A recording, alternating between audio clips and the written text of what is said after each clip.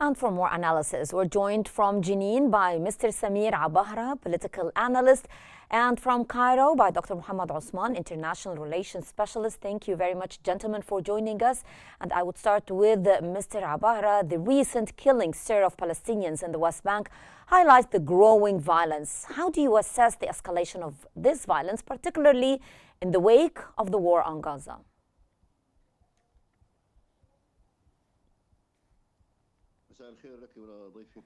Good evening to you and your dear guest. Yes, the events in Gaza and the West Bank are interlinked. It is the same cause. During the events in Gaza and during the war in Gaza, like 800 martyrs fell in the West Bank as the Israeli forces never left the West Bank even during the war in Gaza. And the intensifying the bombing in the West Bank is completely linked to the agreement between Hamas and Israel for the exchange of hostages and the ceasefire.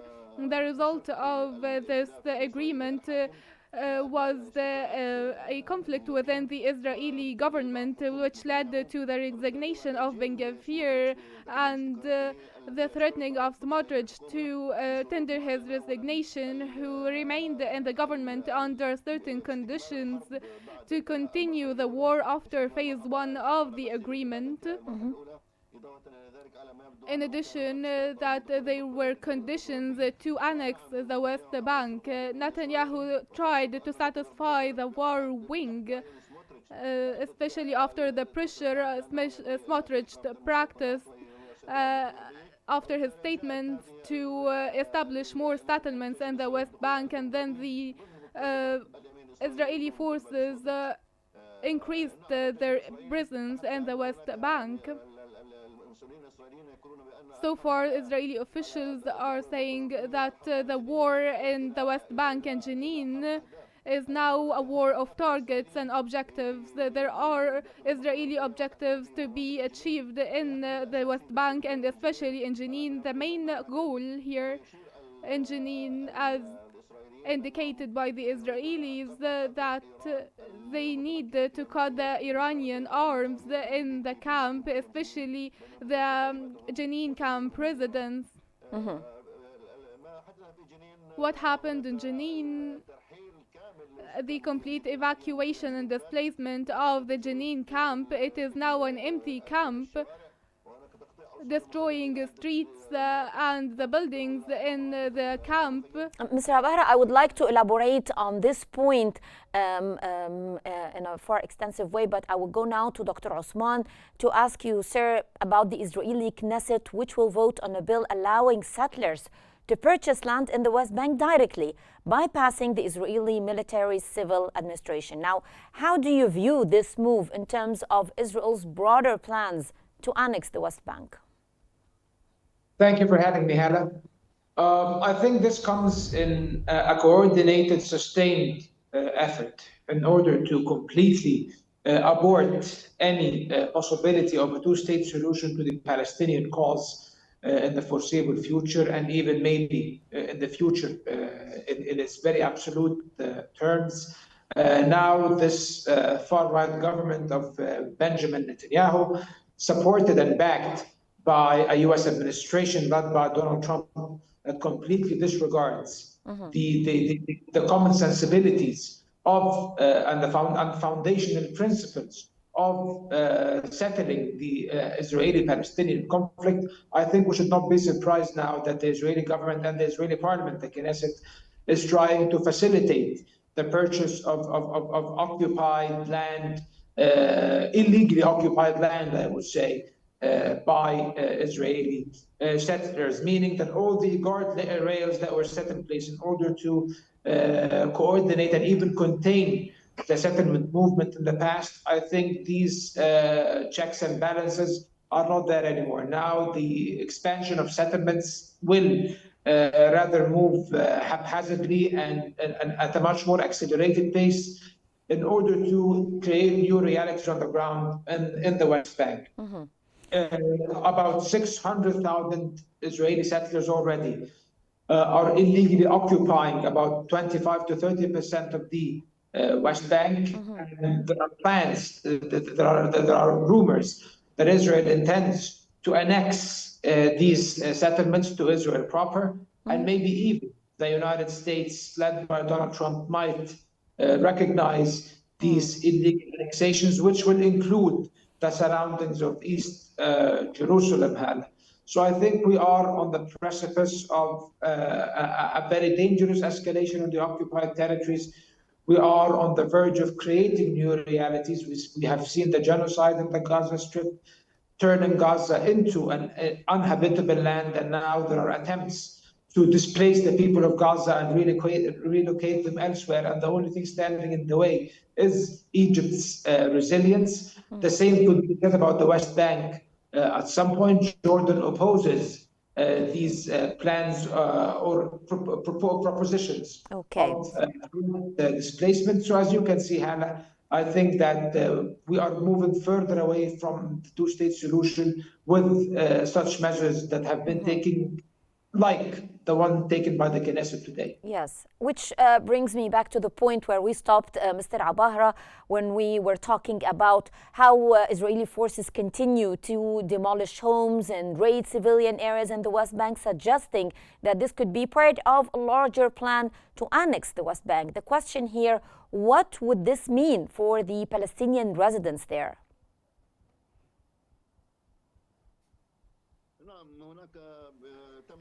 Yes, around 60 houses in the Jenin camp were completely demolished, in addition to destruction of streets and destruction of infrastructure in the camp and in the city, as well as a number of martyrs killed and injured. A complete war on the city of Jenin,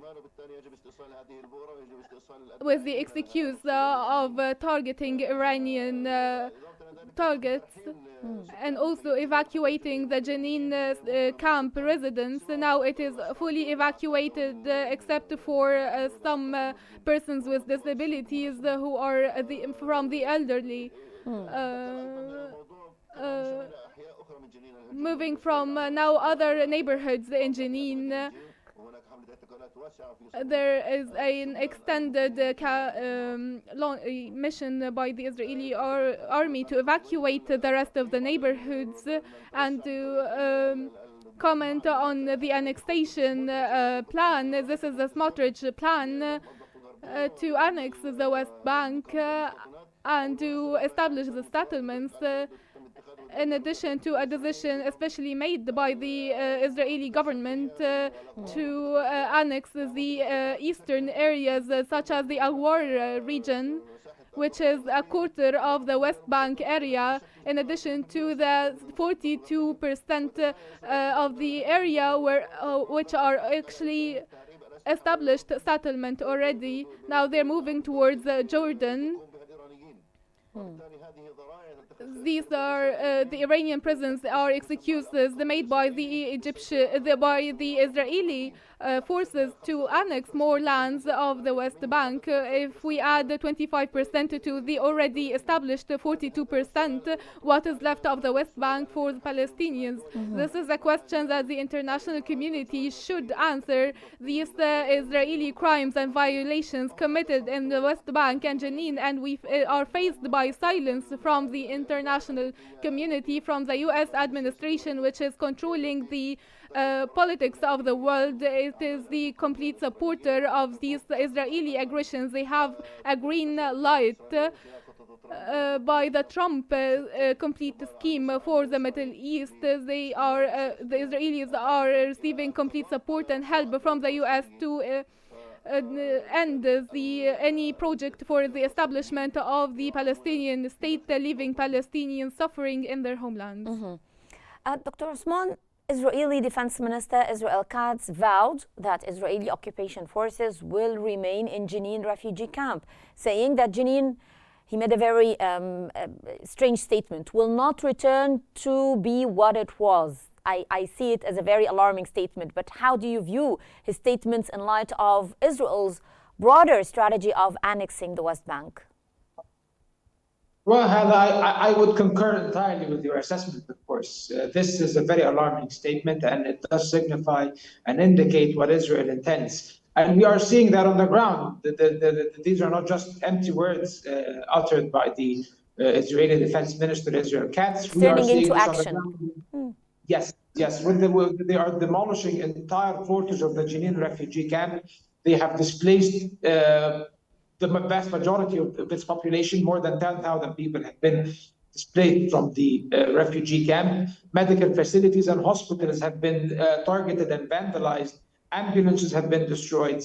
Roads have been vandalized. We are seeing trends of military operations, that subversive military operations that we have seen in the Gaza Strip. So we are seeing a miniature version of what happened in Gaza in Jenin, and it might be something that might be extended to other areas of the West Bank in the very near future, in order to uproot not only resistance movements in the West Bank, but also parts of the population. We are seeing that in Tulkarm, for example, military operations did take place, and hundreds of people were forced out of their homes in Tulkarm over the past 48 hours. So we are seeing a rising trend, an escalating trend of increased violence in the West Bank by the Israeli army of the occupation, and by the Israeli security forces, and by Israeli armed settlers as well. So this is a very, very, very dangerous development, and it comes in line with the grander designs of attempting to annex the West Bank. If you see where Jenin is, even though Jenin is supposedly in the area which is the 11% Area A, which is under the jurisdiction and the control of the Palestinian Authority, yet it has been invaded and basically besieged by the Israeli army, the city of Jenin, and it's very close to the border, to the northern borders between the West Bank, Palestine, and the internationally recognized borders of Israel. So maybe the expulsion of the population of Jenin, and maybe even the emptying of Jenin, might be part of larger designs in order to create, to expand the borders of Israel and remove Palestinian population centers away from the borders and the settlements and the cities of the state of Israel. We are seeing ethnic cleansing in motion in the West Bank, just on a much lesser scale, and it might expand and escalate in the coming days and months and weeks if the Trump administration greenlights it. Exactly. That is more than ready. Yes. Back to you again, Mr. Abahara, since you're joining us from Jenin, and since we're talking about Israel's continued expansion of settlements and the violent tactics in the West Bank, do you fear that the area could face a similar fate to Gaza, where Palestinians are displaced and their land is annexed?